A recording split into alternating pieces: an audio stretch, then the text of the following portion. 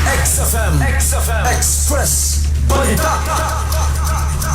Express Balita.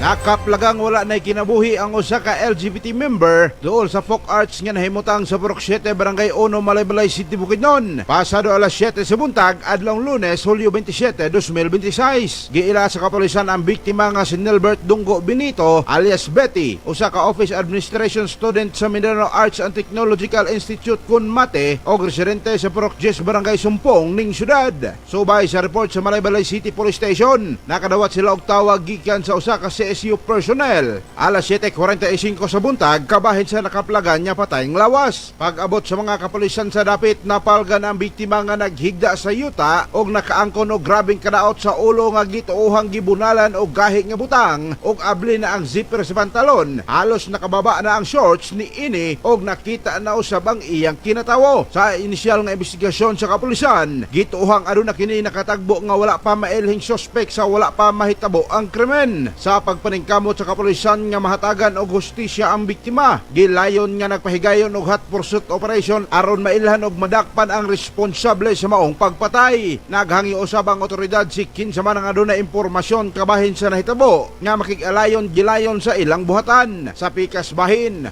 hugot karon niya gikondina sa LGBTQIA+ community sa Malaybalay City ang linuog og brutal nga pagpatay kang Betty, kinsa usa ka Miss Q&A Malaybalay 2026 candidate. Sumala sa opisyal nga pamahayag sa Miss Q&A Malaybalay, dili makatarunganon nga kutluan sa kinabuhi ang usa ka tawo tungod sa kung kinsa sila. Ang kapintasan pagdumot og diskriminasyon walay lugar sa usa ka komunidad nga nagahatag og bili sa dignidad, equality og respeto sa usa ka tawo. Mga katropa, kape ba nga healthy imong gipangita, mag Santon Plus Coffee Mix ka na. Alang sa nakahiusang Pilipino para sa Pilipinas, katropang Rostom Villafranca, XFM News. XFM Report. Balitang bukas.